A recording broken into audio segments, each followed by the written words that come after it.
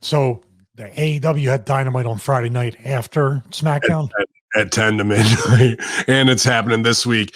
And that was the day that Tony Khan, which I'm sure you heard on the Better Call Khan segment, cut the promo on Nick Khan talking shit and calling him out instead of, hey, this is our first show back with fans. We want to, in a full house. We want to say thank you. We're coming back on the road and da-da-da.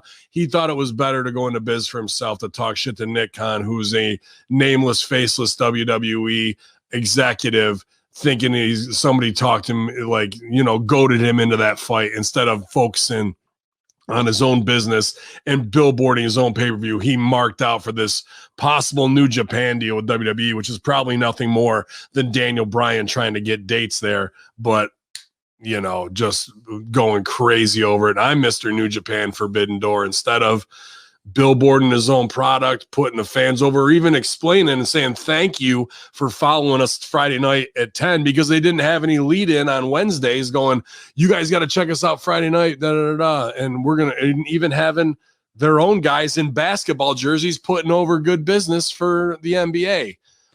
I mean, just a complete ass move, bro. I gotta try to unpack that. Mm-hmm. Yeah, this is the whole thing. And New Japan sort of did like the Wendy's tweet, from what I heard, that they said, "Oh shit, we signed with the wrong con," right? Yeah. Like, I would keep going that direction, New Japan, because you can get a lot of mainstream press by kind of have a trolling account with wrestling. That's a smart move. What isn't smart is anything that Tony Khan says in public, or any pictures that he allows to be released of the guys that have a blood feud standing next to each other, looking at the monitor to make sure what you just saw would look good and fake. Like, how does that get out? Even though it's Urban Meyer tweeting it out, you own the team, so you're allowed to tell Urban Meyer, please don't tweet this out. Somebody was standing with a camera, getting a 3/4 view from the behind the monitor as they're all watching. I can't believe that guys of any sort, like MJF has his one heel run right now, and you're letting someone take a picture of you and Jericho next to each other. How is Chris allowing that to happen, bro? Like, Khan, I'll put it on the rest of them. Urban Meyer not knowing, and they just look at MJF too, man, and he should know better. Who is? I'm sorry. MJF should know better too. MJF too. Yeah, that's what I'm saying. MJF and him. I'm like, how are they? Like, MJF's still a younger guy, and he can speak up for the spot that he's in, and I'm sure he would.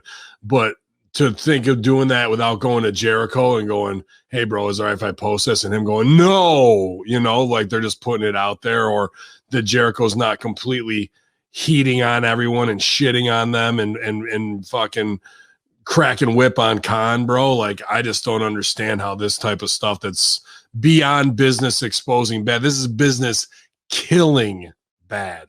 This is, we're going out of business at AEW a lot faster than we had planned with this kind of shit. You're not protecting anything. How do you have this? This is something, maybe we're from a different era. Maybe the current fan, which I wouldn't take a chance on anyway, the current fan understands that it's just like a movie or a TV show, and you can see the actors outside of that. I have a different opinion.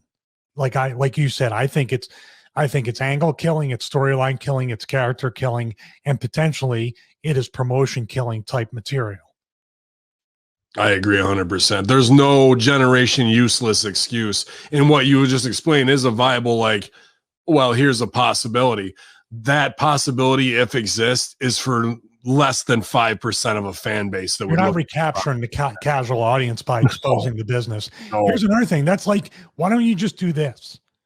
If you don't care, when Roman Reigns, we're going to talk about Reigns and the Usos and the way they're talking, why don't you have basically the end and then show, like in Saturday Night Live, they're running off the stage and going to the next skit? Why don't you show that? Patting each other on the back and shaking hands and going to the next thing after commercial. Why not show it? Why not? Because you're doing it within 24 hours later online. Because they think in their mind that they had a good pay-per-view, and they think, well, we can do no wrong, so I'm going to but somebody paid money to believe in that, and you just said you wasted your money For how dare you be so stupid to believe these two guys hated each other? Think what could get over for Rollins in his get back and slams, especially with him selling for Khan, and you want to draw selling for Nick Khan, and you want to draw Tony Khan out. Seth Rollins needs to do Master Shoot Theater every week in a Tony Khan knockoff. I think that could get over, bro. Standing with his arms bulged out and fucking twitchy, and they both got a high, weird, nerdy voice that's you don't want to listen to. And he could call himself not the Forbidden Door, but come up with something else like that. Just Better call Seth. Better call Seth. Just smash on him every fucking single week, dude. What do you think about that? Him doing a MST of Khan? Well, the only reason I wouldn't want to see that is because I don't want anybody to feel like, they want to unsubscribe from Russo's. I mean, Tony Khan is giving him everything he needs to carry the Realm Network. I mean, the reason why he bought the Realm Network is because of Tony Khan. That one show did everything. Yeah. Hey, Tony Khan seems like a really nice guy, but getting back to that, how much energy, resource, time, not even the money, because I know it was nothing to them, but how many minutes or hours out of your day did you spend to tell somebody the planet, to talk about it, and to get that prop pig put in the freezer, compared to checks and balances to make sure the Urban Meyer tweet doesn't go out? You see what I mean? What draws more money? Well, I would do the pig thing and clip. But yeah, what's your priorities if you had to do one out of those two? I would stop the picture. Protect the biz 100% on that. But the Urban Meyer stuff is just unforgivable. Like them standing there getting a picture taken. Like, I'll go back to right when I first got to OVW, and like 2 or 3 months after that, my buddy Martin Evans from BBC showed up with his camera crew, and they knew he was coming and whatnot, but he was staying with me. So just because Rip's like, Pops, can you stay with you? I was like, sure, whatever, man. And so now heat's on me if anything goes wrong, right? I'm only there 2-3 months. We show up, go in to check it out, and this is like pre-show. The camera crew comes in with them, and fucking guys flip the fuck out. Somebody goes and stooges to Danny. I get called in Danny's office right away. And Reem's like, what are they doing here? They can't be taping for the show and all this shit. And when Danny okayed it, he just had to ream me out in front of some people. But Danny knew. But everybody in before the show, no cameras allowed, no breaking kayfabe. This is 2005, 2006. Like now it's the exact opposite with veterans at the highest level. It's shoot pictures of us at the most intimate fucking moment that's going to expose the business. And not only can you shoot that picture and have it for yourself, let's instantly put it out within 24 hours of the fucking show, bro. So the Women's Royal Rumble. They all hate each other and they want to win, but let's take a selfie together. Drinking mimosas. You're fucked.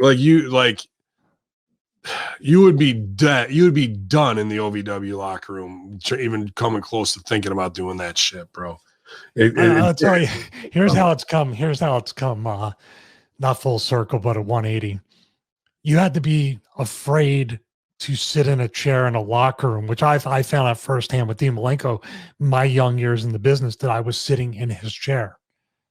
You were afraid to sit in the wrong chair. You would check with everybody if that folding chair, or you didn't even want to take the chance, and you dressed on the floor. Yep. Look at where we're at now. Oh, it doesn't matter. Look, we can just take a selfie right there. Give it away.